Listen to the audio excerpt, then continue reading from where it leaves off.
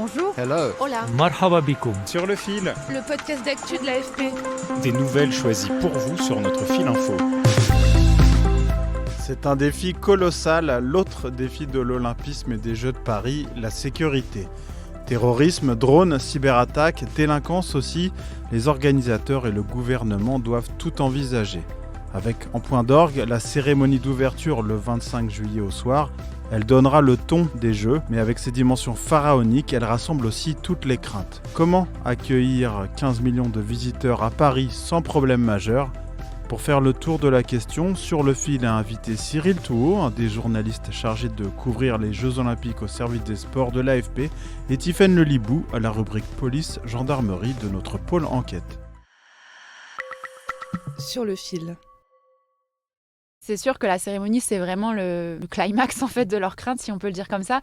C'est la première fois qu'il y aura une cérémonie en milieu ouvert, en plein centre d'une capitale mondiale, avec des milliers de spectateurs, des athlètes qui vont défiler sur la Seine sur 6 km, sur un fleuve donc qui est au milieu de la ville, encore une fois, entouré d'immeubles où des gens habitent, où des gens vivent.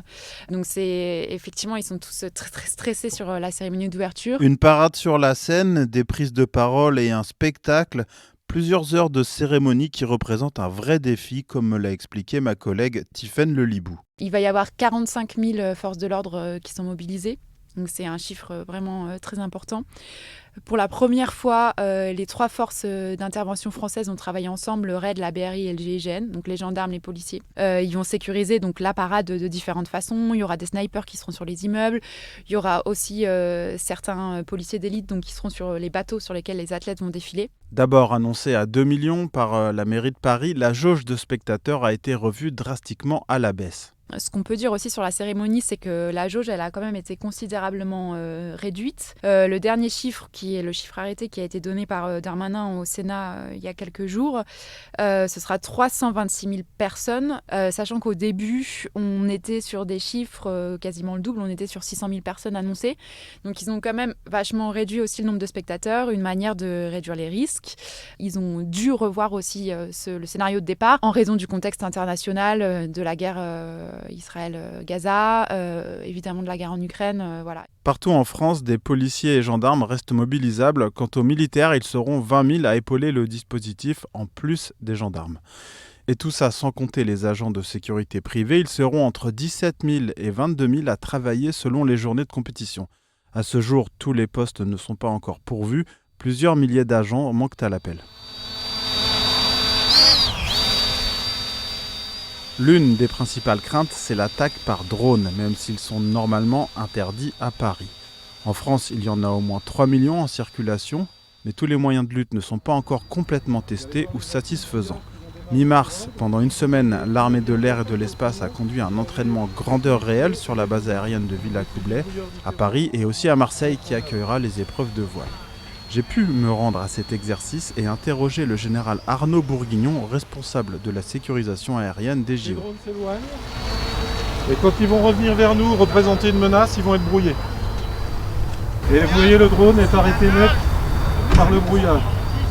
Le drone, c'est un vecteur de menace, mais effectivement, aujourd'hui, cette menace représentée par les mini-drones et les micro-drones est considérée comme une menace élevée, parce que vous avez énormément de drones en circulation en France et vous avez énormément de cas qui vous sont montrés d'emploi de ces drones de manière détournée. Donc oui, c'est une menace qui est prise très très au sérieux pour les Jeux Olympiques. Vous avez le centre de renseignement olympique qui agglomère toutes les infos de renseignement et d'évaluation de la menace. Et après, nous adaptons notre dispositif à cette évaluation de la menace qui nous est fournie. Alors les actions de destruction, vous allez voir, jusqu'ici on utilisait uniquement du brouillage et on est en train de finir de développer certains effecteurs comme le drone qui va aller capter le drone malveillant dans un filet, le laser anti-drone et également un autre armement à énergie dirigée qui est plus celui du micro-ondes qui va griller les systèmes électroniques des drones. Au total, une quinzaine de systèmes lourds équipés de radars seront déployés pendant les JO. Reste la menace particulière de l'essaim de drones selon mon collègue Cyril Touot. Et le scénario d'une attaque terroriste par drone qui a déjà été utilisé notamment par Daesh, fait partie des scénarios que les autorités craignent. Oui, alors il y a notamment le scénario, ce qu'on appelle une attaque par essaim de drones, c'est-à-dire une trentaine ou une quarantaine de drones qui attaqueraient un site précis. Donc imaginons, je sais pas, la cérémonie d'ouverture par exemple, un soir, 40 drones d'un coup. La lutte anti-drone, les dispositifs de lutte anti-drone sont, selon plusieurs sources, pas si efficaces que ce qu'on a l'air de nous présenter, même si ça a l'air de fonctionner, puisque notamment pendant la Coupe du Monde de rugby, plus d'une centaine de drones ont été interceptés, donc ça fonctionne. On nous dit aussi que ça peut des fois ne pas fonctionner, mais ça on ne peut pas en être sûr. Mais visiblement, il y a quand même une grande crainte qu'une attaque par essaim de drone, par exemple, les dispositifs en place puissent en intercepter une bonne partie, mais pas tous. Et puis, il y aura une menace que l'on ne voit pas et que l'on n'entend pas, la cyberattaque. L'ANSSI, l'Agence française de sécurité informatique, redoute que les JO soient une occasion en or pour les hackers, qu'ils chercheraient à, je cite, extorquer les organisateurs et les participants ou à ternir l'image du pays hôte. Tout ce qui concerne les attaques cyber sont aussi parmi les principales menaces qu'ils s'attendent à subir pour les Jeux. Juste pour rappeler quelques chiffres, lors des derniers Jeux de Tokyo, qui étaient en plus sous bulle sanitaire, c'est-à-dire qu'il n'y avait pas de spectateurs et tout ça, il y avait eu 450 millions de cyberattaques recensées et 4,4 milliards de menaces recensées. Donc c'est des chiffres dantesques. Là, les services de sécurité ne sont pas en capacité de donner des estimations parce que ce serait un peu lire dans une boule de cristal, mais ils s'attendent à arriver à des volumes de ce style et des attaques très nombreuses. Et concrètement, qu'est-ce que ça peut représenter ?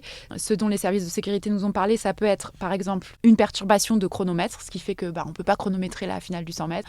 Ça peut être aussi des choses auxquelles on pense moins, mais qu'eux ont en tête. C'est par exemple, maintenant que tout est informatisé, ils nous ont donné un exemple qui était très parlant. C'était par exemple les portes d'un hôtel ou le système de chauffage ou le système de climatisation d'un hôtel qui accueille des athlètes qui est perturbé.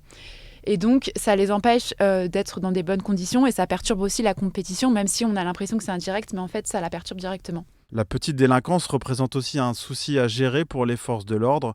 Selon les sources de mes collègues, elle devrait être assez limitée au vu du nombre de fonctionnaires ou de militaires sur le terrain.